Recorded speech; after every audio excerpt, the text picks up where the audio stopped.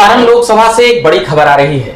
चंद्रिका राय की मुलाकात हुई है राजीव प्रताप रूडी से और नामांकन में शामिल होने वाले हैं चंद्रिका राय। तो हम बता देंगे पहले कि चंद्रिका राय हैं कौन। लालू प्रसाद यादव की समधी हैं और तेज प्रताप यादव से उनकी बेटी की शादी हुई थी। एक बड़ी परिचय उनका यह है कि वह दरोगा प्रसाद राय के बेटे हैं। और अभी हमारे साथ सारण लोकसभा के अंतर्गत बात करेंगे। एक तरफ लालू प्रसाद यादव की बेटी हैं रोहिणी आचार्य, एक तरफ राजीव प्रताप रूडी, जो लगभग 3 दशकों से लालू परिवार के खिलाफ चुनाव लड़ रहे हैं। तो वरिष्ठ पत्रकार हैं अभी हमारे साथ सत्यपाल श्रेष्ठ जी। उनसे कुछ अभी हम उन तमाम मुद्दों और बातों पर लोकसभा के अंतर्गत और चंद्रिका राय को लेकर अभी हम कुछ सवाल जवाब करेंगे। तो सर आपका स्वागत है और औपचारिकता के लिए बता देता हूं कि आप देख रहे हैं झकास भारत। मेरा नाम है रविकांत। तो अब आ जाता हूं मुद्दे पर। सारण लोकसभा में जो ये खबरें आई कि चंद्रिका राय नामांकन में शामिल होने वाले हैं, इसको कैसे देखते हैं? इसको भावनात्मक रूप से देखा जा रहा है। ऐसे तो जिस जाति से चंद्रिका राय आते हैं उस जाति के सर्वमान्य नेता लालू प्रसाद हैं, वोट बैंक उनका है। लेकिन एक भावनात्मक अपील जो की गई है उस क्षेत्र में कि यहाँ की बेटी का अपमान हुआ है, इसको लेके उस क्षेत्र में चर्चा है और एक विरोध भी है रोहिणी आचार्य को लेकर उनकी जातियों में कि लालू प्रसाद यादव ने इनका सम्मान नहीं किया। तो इस आलोक में चंद्रिका राय का राजीव प्रताप रूडी से मिलना एनडीए के लिए फायदेमंद है।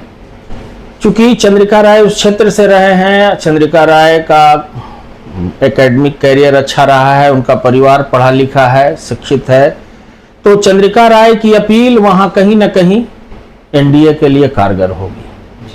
और वो खुद भी विधायक रहे हैं और मंत्री भी रहे हैं। तो जो मतलब कि क्या वो खिलाफ बोलते हुए नजर आएंगे लालू प्रसाद यादव के, जैसे उनकी बेटी के साथ जो एक प्रकार से कह सकते हैं कि तेज प्रताप यादव के साथ शादी हुई थी तो संबंध में कह सकते हैं तलाकी हो गया।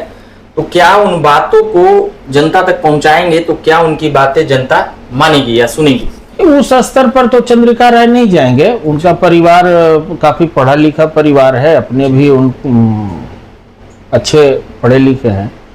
लेकिन ये बात तो दर्शाता ही है, कहने की क्या जरूरत है? मतलब महिलाओं के लिए हाँ, तो कहने की जरूरत नहीं है। कहने वाले तो कह ही रहे हैं कि वो यहाँ उनका सम्मान नहीं हुआ। चंद्रिका राय जैसे ही रूडी के साथ रहेंगे, यही बहुत है अपने आप में। क्या मैसेज देना चाहते हैं, तो उस मैसेज को लोग समझ रहे हैं कि आखिर यहाँ की बेटी का अपमान हुआ है। बाकी जगह जाति का वोट ठीक है, किसी के साथ है, उसका सर्वमान्य नेता है, लेकिन उस क्षेत्र में खासकर जहां की बेटी का अपमान हुआ है, तो इस बात को लेकर लोगों की भावना, मतलब उसको कहिए कनेक्ट किया जा रहा है ऐसी बात करके जी, कि हमारी बेटी का यहाँ अपमान हुआ है, पूरे क्षेत्र का अपमान हुआ है। इसको अगर भंजा लेते हैं लोग, इसको अगर कनेक्ट कर पाते हैं, तो निश्चित रूप से इसका लाभ मिलेगा। वैसे राजीव प्रताप रूडी लगातार जीतते आए हैं और राबड़ी देवी को भी हराए हैं। तो इस वजह से ऐसा कहना ये नहीं है कि उनकी स्थिति वहां कमजोर है, ऐसे भी मजबूत स्थिति है।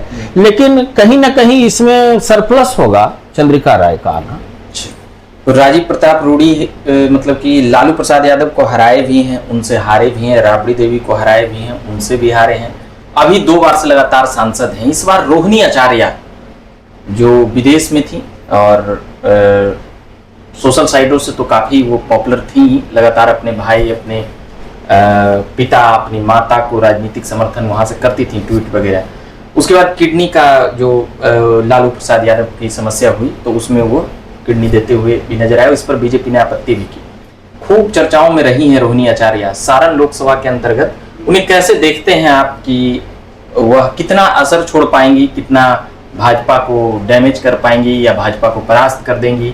क्या इनमें लगता है? नहीं, डैमेज की बात नहीं है। यहाँ तो बिल्कुल दोनों दलों में मतलब प्रतिस्पर्धा है कि हम जीते कि आप जीते, दोनों के बीच लड़ाई है, तीसरा उसमें कोई है नहीं। और जहां तक और जिन मुद्दों को लेकर वो चर्चित रही वो उनका व्यक्तिगत पारिवारिक मामला था, उन मुद्दों को चुनाव में नहीं उठाना चाहिए।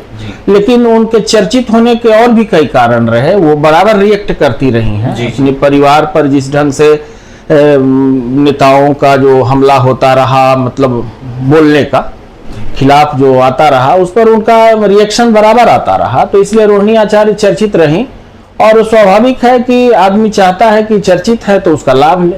इसलिए लालू प्रसाद यादव ने अपने 2 बेटियों को टिकट दिया है इस बार। एक पाटलिपुत्र से लड़ रही हैं, एक सारण से लड़ रही हैं। क्या कहा जाए, राजीव प्रताप रूडी को हरा पाएंगी या नहीं? ये पहले कैसे कह सकते हैं कि हरा देंगे? ये तो दोनों में बिल्कुल टसल है वहां। और चंद्रिका राय का राजीव प्रताप रूडी की तरफ आना या भाजपा की तरफ आना, ये तो लालू प्रसाद या रोहिणी आचार्य के लिए चिंता का विषय होगा ही। उनका तो वोट कटेगा। यादव वोटर्स तो भाई वो तो लालू यादव को ही नेता मानते हैं, मगर चंद्रिका राय के लिए क्या नहीं बड़ा दिल दिखा सकते हैं? नहीं, देखिए सारण लोकसभा क्षेत्र की बात अलग है। मैं पहले ही कह चुका हूँ कि यादव वोटर ठीक है, वो लालू प्रसाद के साथ इंटैक्ट हो सकते हैं, उसके वो बड़े नेता हैं उस जाति के। लेकिन जो कनेक्ट करने वाली बात कही गई वहां कि यहाँ की बेटी का अपमान हुआ, तो पर्टिकुलर सारण लोकसभा क्षेत्र में ये बात अगर लोगों के दिमाग में बैठ जाती है, जो बैठाने का प्रयास किया जा रहा है, तो उसका लाभ मिल सकता है। ये आप कहेंगे कि पूरा यादव समुदाय वोट दे देगा रूडी, राजीव प्रताप रूडी को, ये संभव नहीं है। लेकिन है कि अधिकतर लोग को ये कन्विंस कर लेते हैं कि यहाँ की बेटी का अपमान हुआ है, तो इसका लाभ तो मिलेगा ही।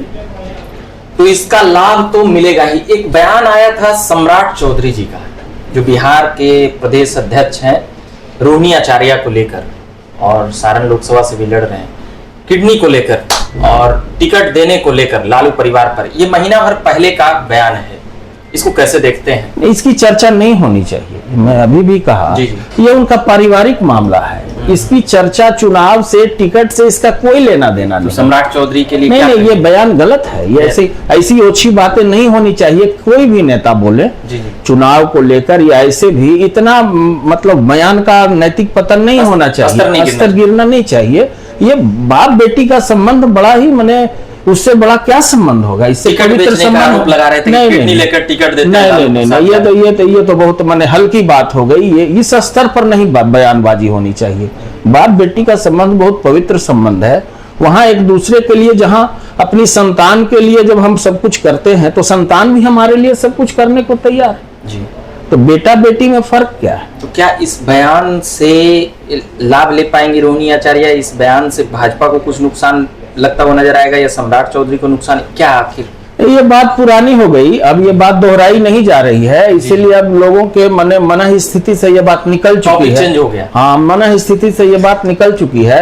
वहां अब बात ऐश्वर्या को लेकर हो सकती है कि ऐश्वर्या वहां कितना लोगों को कनेक्ट कर पाती हैं। ऐश्वर्या का मुद्दा ही वहां रहेगा। अगर वो चुनाव प्रचार में आ जाएंगे राजद के खिलाफ, तो ज्यादा, हाँ, बहुत असरदार होगा। वहां फिर वो यादव कम्युनिटी की बात नहीं रह जाएगी, महिलाओं के सम्मान की बात हो जाएगी, और वहां की बेटी की सम्मान की बात होगी।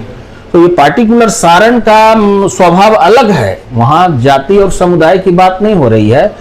उस जाति के जो लोग हैं, अगर ये कनेक्ट कर पाए, कह के अपनी बात पहुंचा पाए हम लोगों तक, बात लोग समझ पाए, जितनी लोग इस बात को समझ पाएंगे, तो निश्चित रूप से इसका लाभ भाजपा को, एनडीए को मिलेगा। चलिए, तो ये हम वरिष्ठ पत्रकार सतपाल श्रेष्ठ जी से तमाम बातें सुन रहे थे, समझ रहे थे और जान रहे थे।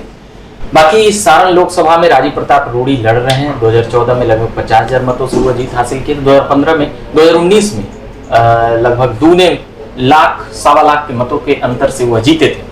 इस बार 2024 में बताया जा रहा है कड़ी टक्कर है। तो उन तमाम बातों को लेकर अभी हम बातें कर रहे थे। बाकी औपचारिकता के लिए मैं बता देता हूं कि आप देख रहे हैं झकास भारत। मेरा नाम रविकांत हुआ। धन्यवाद।